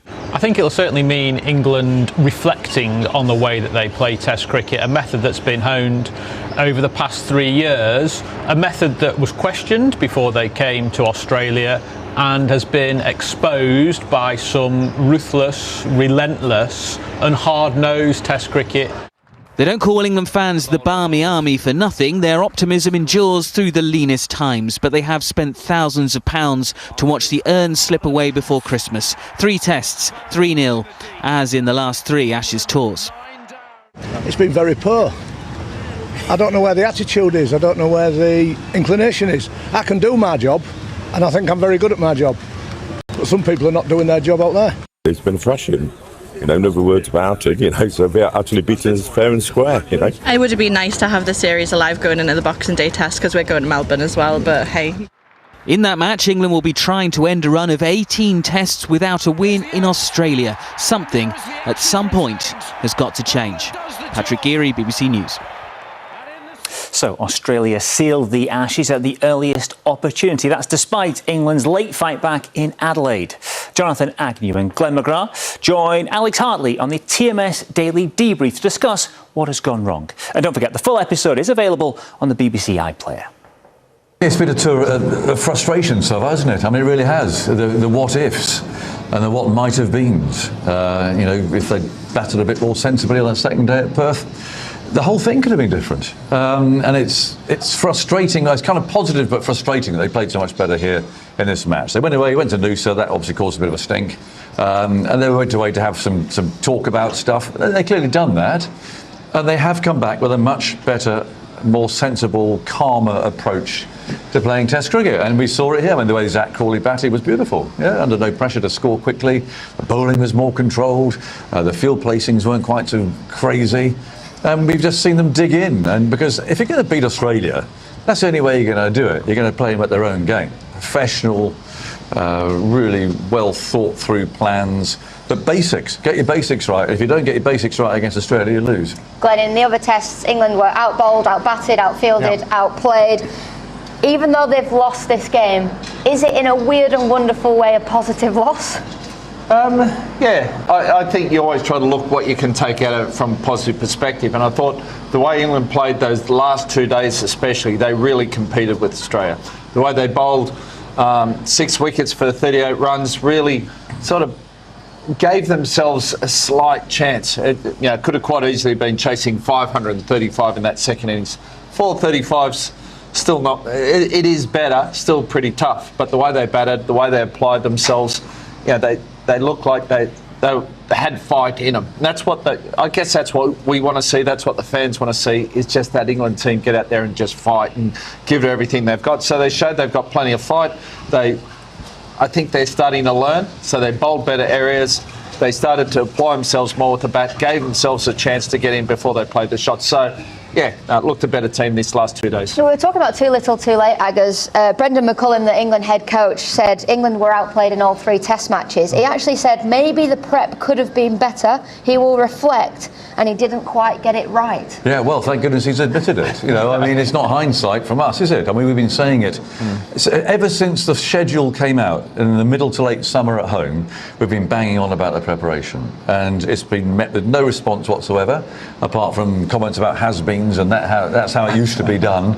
Well, yeah, okay, actually that was the way it used to be done, with rather more success than this has been. I was going to say, this has had great success for preparing for test matches. Well, exactly. I mean, you have to work hard. And I'm not saying they don't work hard. I just don't think they've been working hard in the right way. And you need to play games of cricket. You can bowl in the nets as much as you like. You don't get hurt in the nets. Bowling wise, you get hit for 4. Well, actually, there's a fielder there. You're out there in front of 50,000. You get hit for 4. You've got to get in there. You've got to bowl the next ball. All those sorts of things. You only get through playing games of cricket. I'm pleased he said it because it kind of clears the air. I suspect he might have been saying it possibly for the ears of his employers back home as well, because he'll be called in to the headmaster's office when he gets back and say, hey, what's going on here? And if he were to say, well, I was right all the way, this is all nonsense, then I think they could have shown him the door. Yeah. But now, he's talking about coming back in 4 years' time. Well, great, okay. That's his target, and he knows things had to be done differently. Well, but I thought it was like that. He was also saying that for back home as well. A lot depends on these last two tests. If England lose 5-0, probably it's all over. But if they really fight back, if they find a way to really compete or win these last two games, then they're half a chance. Exactly. I'm just glad that he said it. I'm glad he cleared that up, because that does show that there is half an ear on what people are saying, whereas before it was that. We're not listening, thanks very much. Yeah. Besides captain Pat Cummins, Mitchell Starc and Nathan Lyon took 3 wickets each, but neither Lyon or Cummins look likely to play in the Boxing Day test in Melbourne. Lyon hobbled off the field with an injured hamstring, while the skipper has just played 5 days of cricket after a long layoff with a back problem. Whatever cricket team I've ever been in, there's always been something that goes wrong at any time, and it's how you deal with that. And this group's just amazing of just cracking on, and what's the job that needs to get done, we'll just go and do it. Huge disruption, with some of the players. I missed a couple of games, but the way that Steve can just jump in and it's seamless. Other players who are on the fringe can jump in and be match winners straight away. I think it's a huge credit to Andrew McDonald and the coaching staff and the medical staff that we feel like we've got a big squad that we can draw on. So much hype coming into the series, and you never really know how it's going to play out. So winning 3-0 is hugely satisfying for many reasons, but particularly, I think a lot of the chat before the series is how evenly poised it's going to be, and to win it in straight sets, it doesn't get much better than that. To football now, and there was just one game in the Premier League today, and Aston Villa underlined their growing title credentials. They are just 3 points off leaders Arsenal after victory over Manchester United. And Nick Parrott was watching.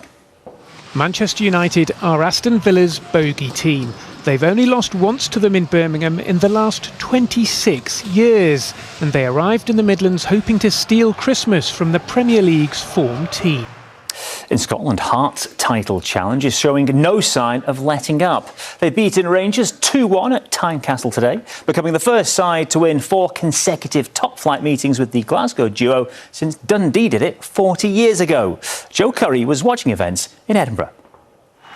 The last time Hearts were top of the table at Christmas, Queen were number 1 with These Are the Days of Our Lives. 34 years on, and they certainly are again for the Hearts fans. But could Rangers take a step towards closing the gap? It was almost the perfect start. Emmanuel Fernandez with all the space to get his header away. But what's this? The slightest touch from Bojan Miovski at the backstick would prove very costly. As replay showed, he was offside. And that was enough to spark the home side into life. It started with Stuart Finlay getting on the end of a well-worked cross to power in the perfect header. 3 minutes later, Lawrence Shankland got in on the act, somehow squeezing the ball in at the front post. Shankland has got a bit to do! Questions will be asked of the goalkeeper, but they won't care. The second half offered less excitement. Rangers did strike in the dying moments, but it was too little, too late. Hearts with a significant lead in the title race could next year finally be the year. Joe Curry, BBC News. Elsewhere in the Premiership today, Wilfred Nancy finally picked up his first win as a Celtic manager at the 5th time of asking. His side defeated Aberdeen, who had Dylan Lobban sent off late in the first half by 3-1. The top 2 in the Scottish Women's Premier League met earlier as well, and it was Glasgow City who came out on top with a 1-0 win against now third place Hearts. Nicole Kozlova grabbed the only goal of the game in the 58th minute with a great glancing header in the Edinburgh fog. Glasgow are now 7 points clear at the top of the table and remain unbeaten in the league this season. In the Women's League Cup, the holders Chelsea thrashed Liverpool 9-1 to reach the semi-finals and pile pressure on Reds boss Gareth Taylor. Sam Kerr scored the opening 2 goals for Chelsea, and Johanna Rytting-Kaneryd got a hat-trick. Vika captain scored twice, and Shoki Nuskin and Millie Bright also got on the score sheet. Last season's beaten finalists Manchester City also progressed with a big win, 5-1 over West Ham. Chelsea will face City away in the semi-finals. London City Lionesses have sacked their manager Jocelyn Precheur midway through their debut Women's Super League season. Players and staff were informed of the decision today. BBC Sport understands the club already have a replacement lined up for Precheur. It is believed they have not made the decision based on results, but with a view to changing their plans for the long term. The African Cup of Nations gets underway this evening. Hosts Morocco face Comoros in less than half an hour's time. Meanwhile, Mo Salah and his Egypt teammates are preparing for their opening match with Zimbabwe in Agadir tomorrow. The Liverpool striker has been his country's key player for nearly a decade, and he will line up alongside Manchester City's Omar Mamouche. Egypt is Africa's most decorated football nation, and they are expected to top Group B, which also includes South Africa and Angola. Bath beat winless Newcastle Red Bulls 50-14 at Kingston Park as the defending champions returned to the top of the Rugby Prem. Bath had looked a bit ragged, but turned up the power after the break and quickly took control following the restart. This end-to-end score, finished by Tom Glanville, was the highlight. Ted Hill's late effort then took Bath to 50 points. Newcastle are still without a single win all season. At the World Darts Championship, reigning champion Luke Littler is in action later on this evening. But in the afternoon session, another seeded player is out. England's Joe Cullen was beaten by Austria's Mensur Suljovic. But Cullen wasn't happy with the style of play of his opponent, claiming he was too slow. He took to X, saying, "If that's darts, I don't want no part of it. The old guard will say it's part of the game. It's cheating. That's not darts." The Englishman, despite taking the first set, eventually lost by 3-1. Suljovic will either play Littler or David Davis in the third round. We've reached the final of the Scottish Open snooker in Edinburgh.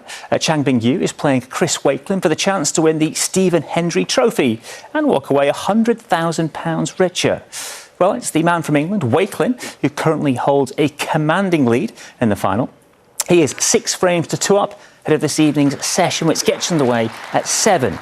It's best of 17 frames. Chinese star Chang has had a dream run at this tournament, having beaten Mark Allen and Kyron Wilson on his way to this final. OK, that's all from us for just now. We'll have more for you in around about 45 minutes' time. Thank you very much, Mark. Now let's turn to UK politics, and the Electoral Commission says it's found no credible evidence of overspending on Nigel Farage's election campaign in Clacton during the 2024 general election. It comes after a former member of Mr Farage's campaign team claimed that Reform UK spent more than the legal spending limit of £20,660. Last week, Essex Police said they would not investigate the matter because more than a year had passed since the alleged offence.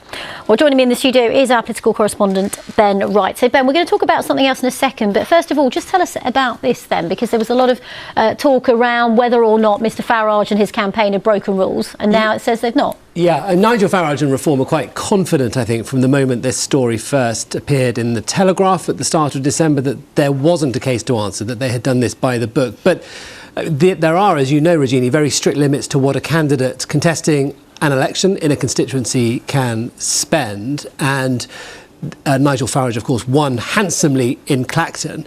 It was somebody called Richard Everett who helped out on that campaign, who came forward and said to the Telegraph that he didn't think they'd breached the spending limits that exist. He said that they had failed to declare spending on leaflets, banners, utility bills and the refurbishment of a bar in the constituency office, although he said Nigel Farage was blissfully unaware of these omissions.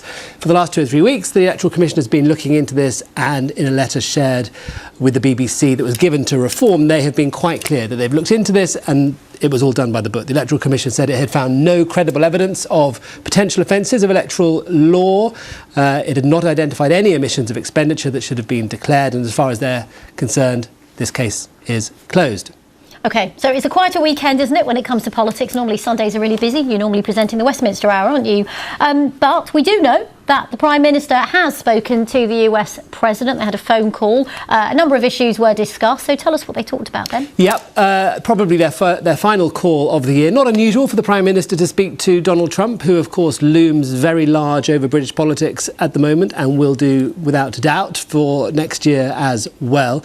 Donald Trump was in Mar-a-Lago in Florida, the Prime Minister here. And I mean, the readout, you get a readout, as you know, from Downing Street, where they sort of list the subjects in broadest terms that they discussed. Ukraine, top of the list. The readout from Number 10 said the Prime Minister spoke to the President about the war in Ukraine.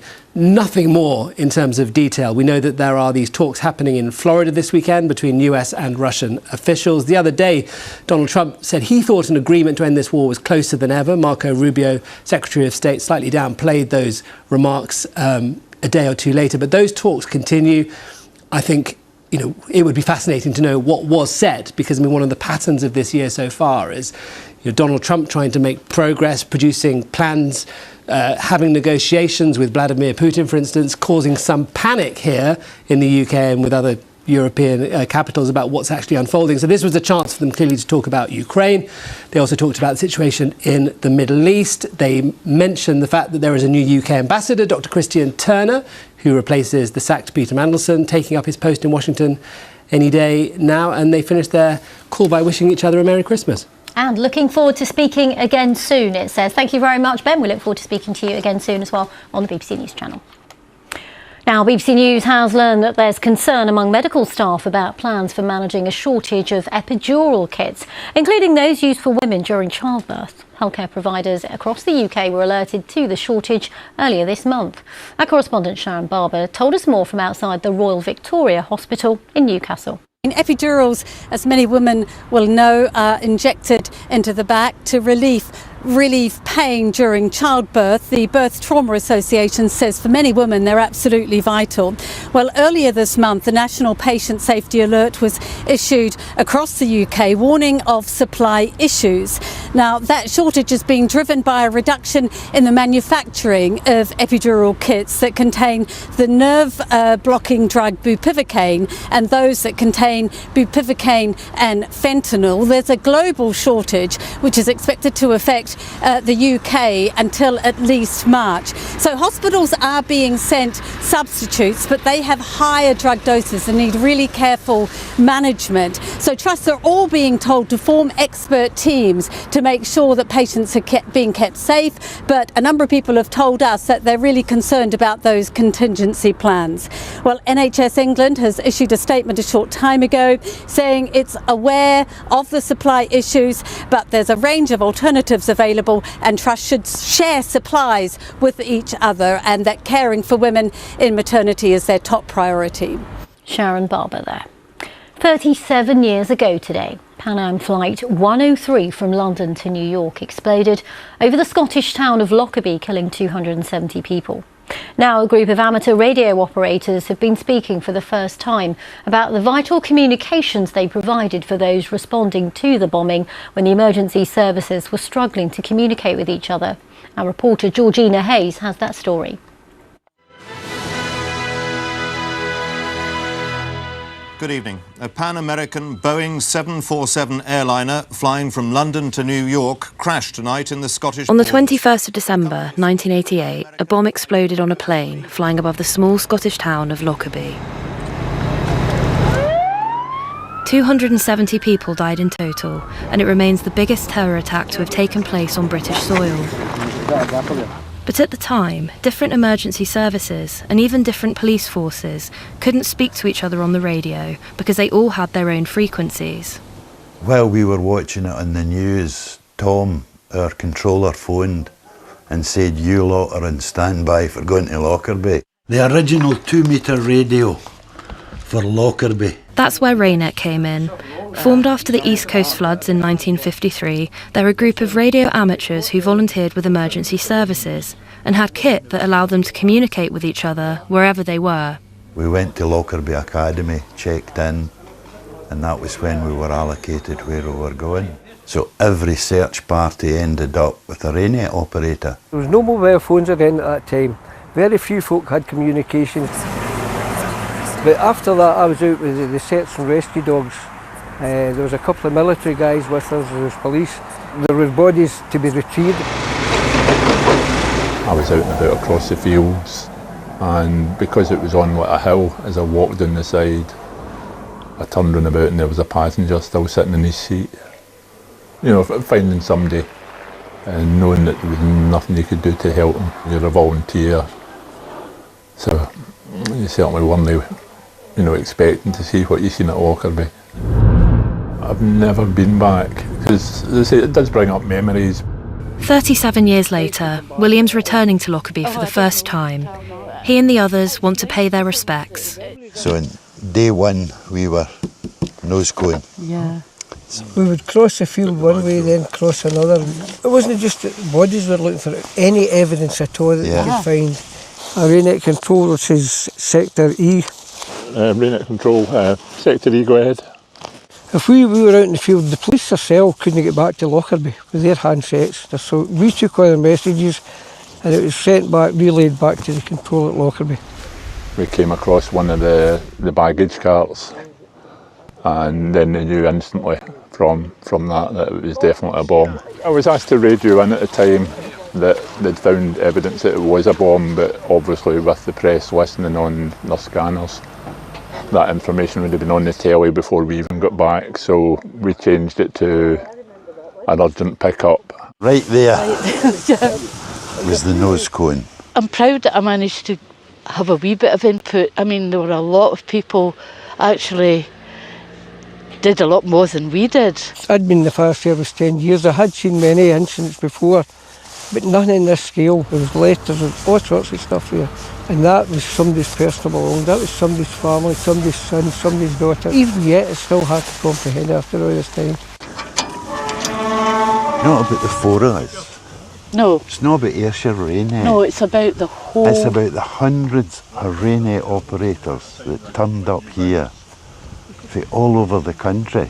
The search and rescue who came. The WRVS that provided Salvation the meals. Army, Sherwood Crest.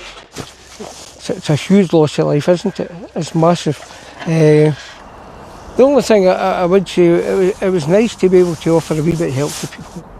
Although one of the most chronicled events in British history, Ross, Anne, Tom and William feel the role of volunteers has sometimes gone forgotten.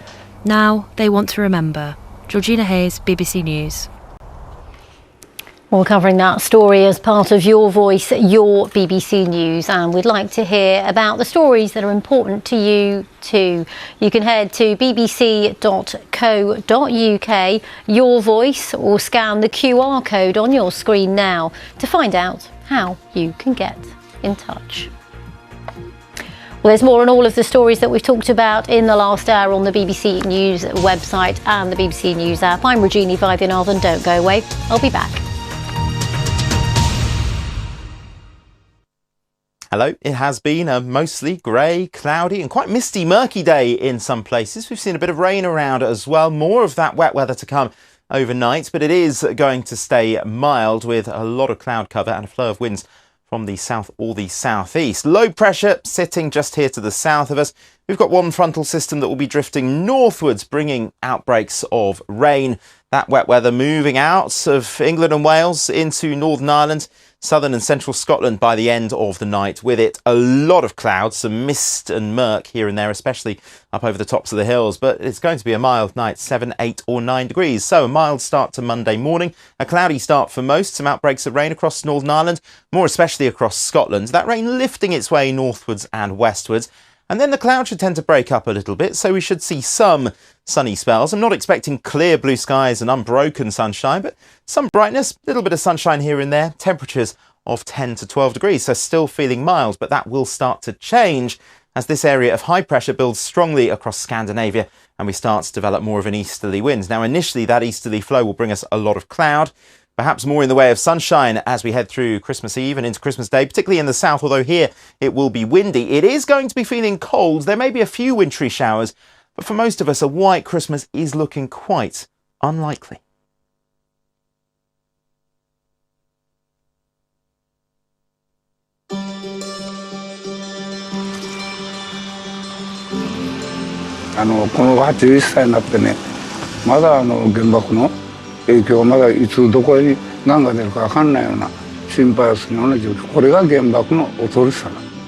Without bringing new people into the game and inspiring the younger generations, the game won't continue. We take in about 150,000 tonnes of waste per annum. There's a bit of out of sight, out of mind. He'll join a 6 to 12 week program of rehabilitation designed to get people off drugs and into work. Documentaries from around the world. Watch on BBC iPlayer. I was on air when the London 7/7 attacks happened. That day was different because of the sheer volume of information we were grappling with in real time. Conflicting reports on the number and locations of the attacks, unverified videos, witnesses in shock. It was crucial that we report events accurately without